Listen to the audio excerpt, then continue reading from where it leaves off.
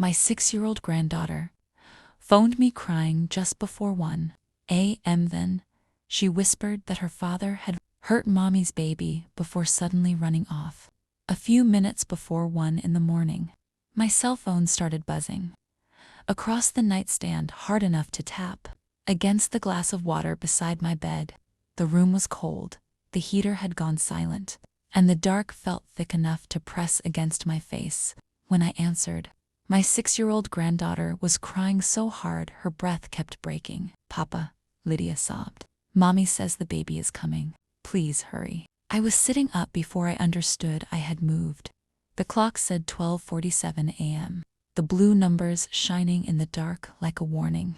"Sweetheart, where's your dad?"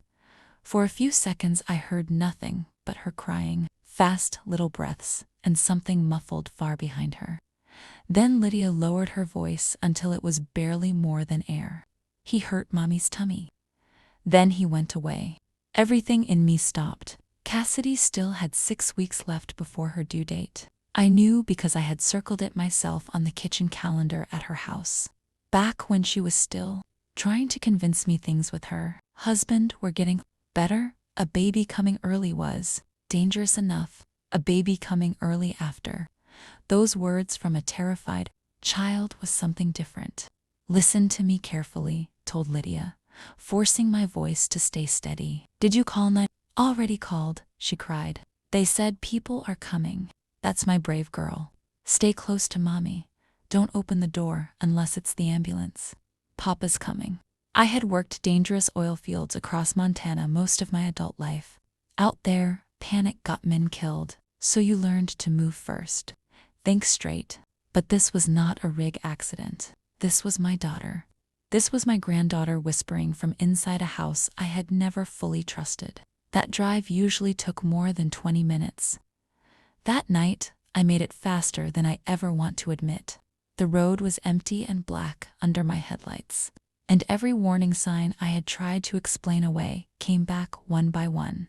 The drinking, the way Cassidy stopped wearing makeup because he said it made her look needy, the way Lydia studied his face before answering even simple questions. Cruel men do not always start by breaking a home.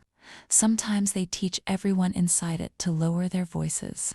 When I turned into Cassidy's driveway, red and white ambulance lights were already washing over the porch, the mailbox, and the small American flag she had stuck beside the front steps the previous summer.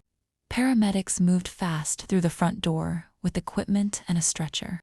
"That's my daughter," I said, pushing past the first man who tried to hold me back. Cassidy was on the living room floor, pale and soaked in sweat, one hand pressed weakly against her belly. Her eyes found mine, and tears slid sideways into her hair. "Dad," she breathed. "I'm here now." A paramedic pulled me aside with a face that told me more than his words did. "Sir, we're taking her straight in. The baby's condition is critical." I nodded because if I opened my mouth, rage was the only thing that would come out. Then I saw Lydia curled into the couch corner in pink pajamas, clutching her stuffed elephant so tightly her little fingers had gone white. Her cheeks were wet, her hair stuck to her face. Her eyes had that stunned, old look children get when grown-ups fail them too loudly. For one ugly second, I wanted to turn around, find the man who did this, and put every year of oil field strength into both hands. I didn't. I picked up my granddaughter. I carried her to my truck. I buckled her in with shaking fingers and followed the ambulance through empty roads all the way to Bozeman General Hospital. At 1:19 a.m., the emergency doors swallowed Cassidy whole. A nurse at the hospital intake desk took her name, her due date, and the words abdominal trauma, while another nurse guided Lydia and me beneath lights so white. I signed the first clipboard they put in front of me. Emergency contact, family authorization, witness information. My name went on paper before my anger had anywhere safe to go. At 1:52 a.m., Dr. Martinez came out in blue scrubs and pulled me aside. "She experienced severe trauma to her abdomen," she said carefully. "We're doing everything we can to save both mother and baby." Lydia pressed herself against my coat. I waited until the doctor disappeared back through the emergency doors. Then I knelt in front of my granddaughter and asked her, as gently as an old man can ask a child, to tell me exactly what happened. Daddy came home yelling about money, she whispered. Mommy told him to stop because he was scaring us. I stayed still. Then he got madder, Lydia said. He pushed Mommy down and hurt her while she was crying. My hands started shaking, not from fear.